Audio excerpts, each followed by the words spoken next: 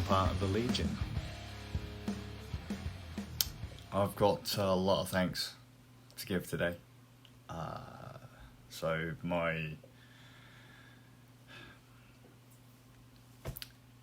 yesterday I mentioned I'd killed my Zephyrus G14. Complete accident. Metal clip holding the battery power connector to the motherboard popped clean out and shorted out part of the motherboard. And we're having a look around, and if it can be repaired, probably not likely to be this side of Christmas, unfortunately.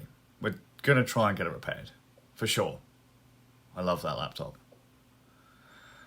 But it might not even be all that expensive, but we've been looking around, and there's like places around Manchester kind of way, and a few in London that might do it, could do it, but they don't really. I found them online. They don't have a huge amount of information. I've not seen their storefronts. They're not somewhere I can just go and check out myself, kind of thing. So I'd have to do a bit more research first. But my mum was talking to my uncle today, and she tells my uncle what happened, and basically he said, Dan, that kid doesn't have any fucking luck. Like, I don't. They both know how unlucky I am with hardware. That I haven't had a single piece of hardware function fully since an Asus ROG G550JK from back when my kids were like 3 and 4. I got an Asus ROG Strix GL503 VM in 2017. Fan failed on that.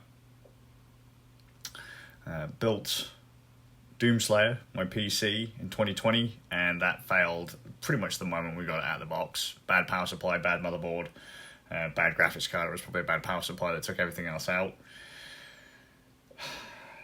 Tried to get it repaired. What was it? A 5700 XT GPU.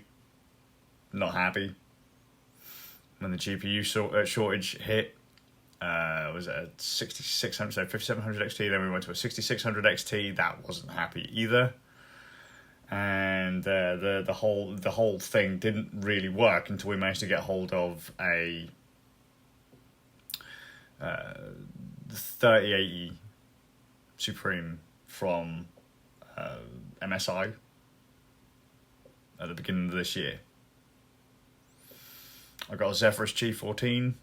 I got the Zephyrus G14 in 2021, just after the PC first failed. It took months for it to be delivered because of a global pandemic and a chip shortage.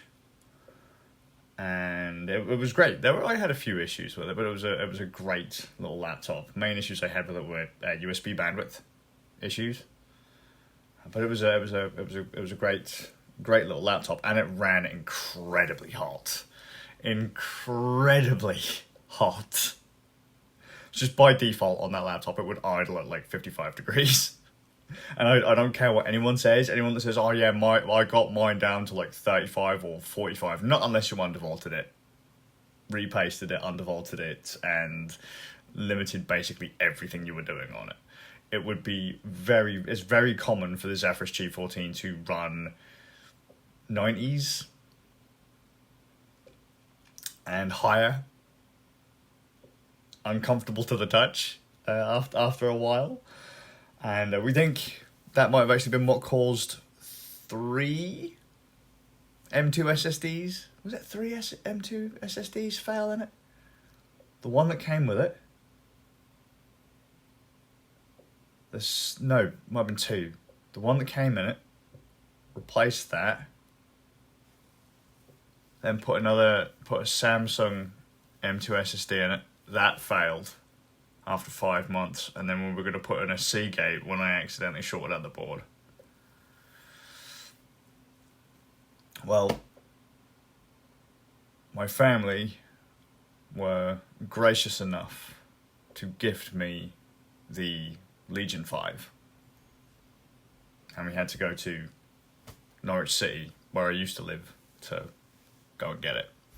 We did first try and get it from Lowestoft, the town I'm in now, down at Curry's, but they didn't have any in stock. And even if they did have any in stock, they couldn't really process anything because their system went down.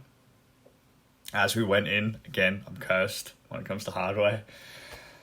So thank you to, I believe it was Aaron in the Lowestoft Curry's, and he pointed us out to the one in Norwich, Curry's in Norwich. So my mum, bless her, graciously drove me to Norwich, which was a bit of a for me. I lived in Norwich for a few years. Me and Norwich aren't friends. But we went down there, and I can't say thanks to whoever the guy was in Curry's in Norwich, the unnamed guy in Norwich Curry's, because I didn't catch his name. He weren't wearing a tag, but he was wearing a Legion shirt. And what was the other guy's name that he said his superhero power would be that he's like annoying man or something like that? And I was like, well, I'm the enabler. You're welcome. Nice stuff, and the I guess manager in a blazer. Nice folks down there talking. The Norwich Curry's is very different to Lowestoft. Like it's kitted out like a gaming centre in some sections, like gaming chairs, headsets, PlayStations on big screen TVs, and all that kind of stuff for people to go and sit and check out. And that was quite neat.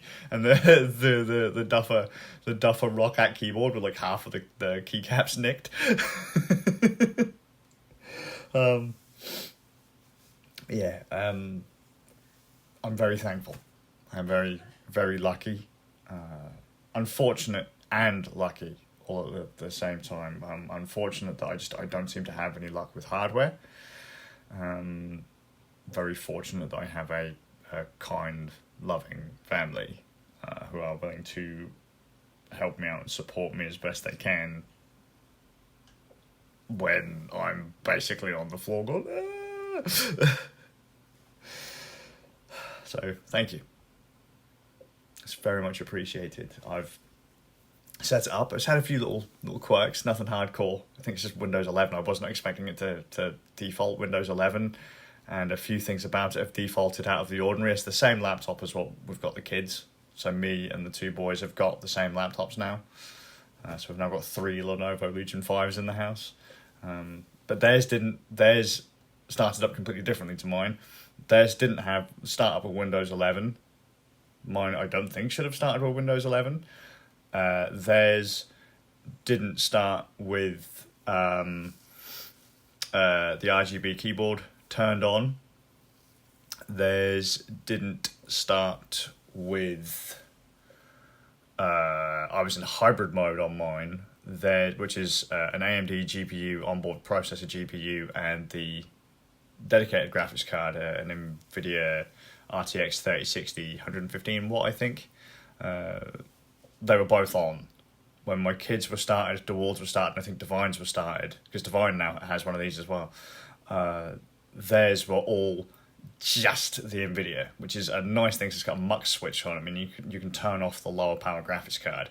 So for doing stuff like VR, where I've posted videos about the Oculus Quest Dots of Death, that's where the Oculus Quest is trying to render on the wrong graphics card.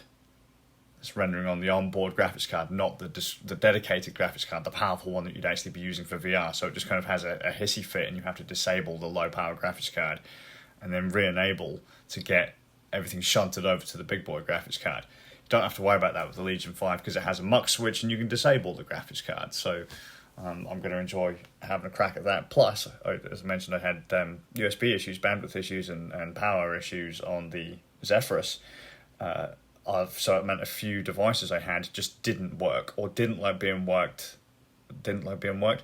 They didn't like being plugged in if they were plugged in like next to each other. So for example, you couldn't plug in one of my microphones and a wireless mouse, so like an Elgato Wave 3, and any wireless mouse would have a hissy fit if you plugged them in on USB-A ports. They just wouldn't work.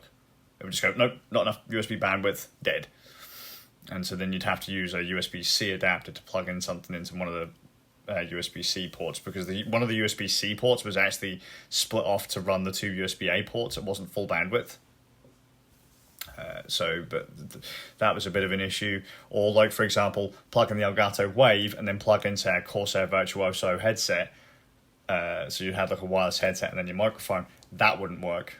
Plug in an Xbox dongle and say a Wave 3 or a wireless mouse dongle. That wouldn't work. Or just, like combos of stuff like that. It just wouldn't work. I don't have any such issues on the Legion. I've already checked that out, and I'm really chuffed with that. So again, very, very, very thank you. Very, very, very thankful. I'm still getting bits sorted out. I've installed the drive that I was going to put in the Zephyrus in there. We've got some bits to check out. We've got to call Courage again in the morning. But all in, fingers crossed, touch wood, it's all good. So I can now get back to doing. No excuses. Thank you. Thank you. Thank you. I got Chinese too, that was great. I'm gonna head off to bed. So I hope you're well. Thank you. And I'll see you all with a bit of luck in the next one.